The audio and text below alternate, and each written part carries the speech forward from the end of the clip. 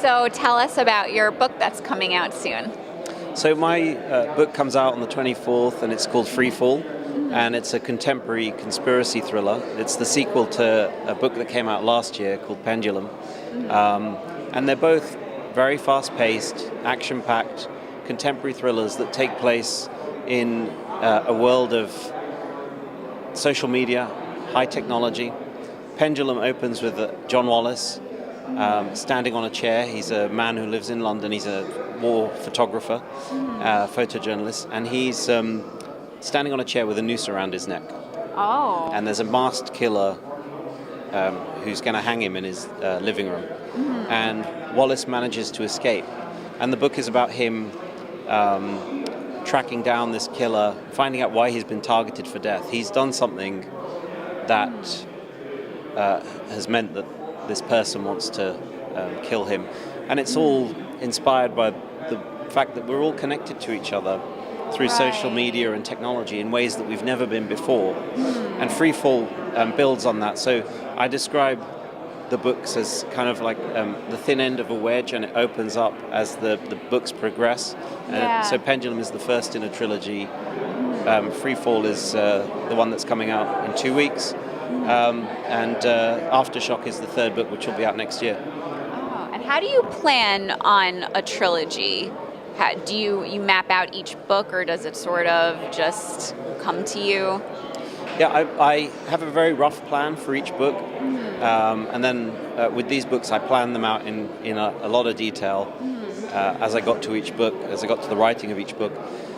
They have quite a big cast of characters, so there's sort of 3 storylines running through each book. Because there are 3 principal characters. John Wallace is sort of the main character, and then he has 2 supporting characters.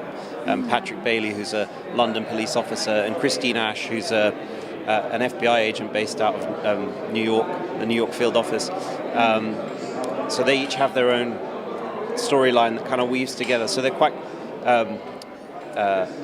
intense, sort of rich books, and that requires some forethought and some plotting. Yeah. And how long did it take you to write your first book?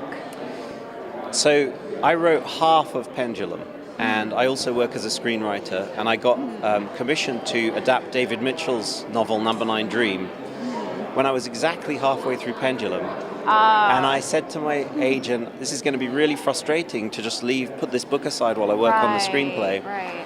Let's just go out with the partial, so it will at least be trying to sell the book while I'm doing this script.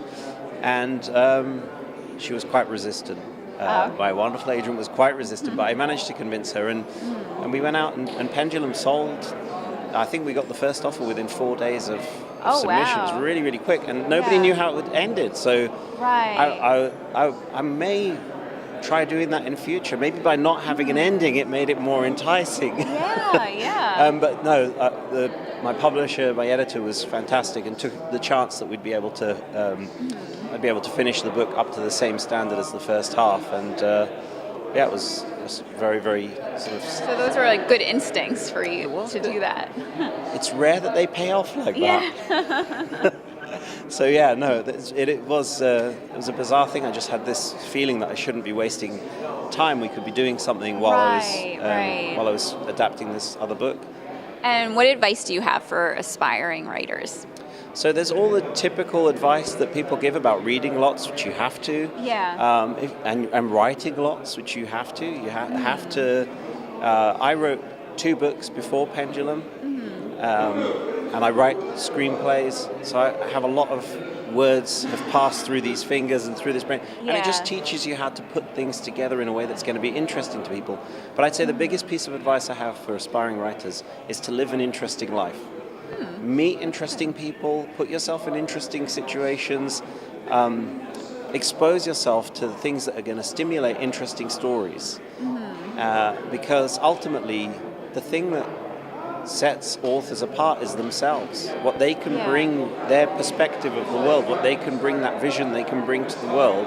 That's what makes them unique. That's why we engage with people like George R.R. Martin and Lee Child. It's their view of the world that interests us. It's what they put down as a result of their life experiences. So make sure you live an interesting life. I love that. Thank you. You're very welcome.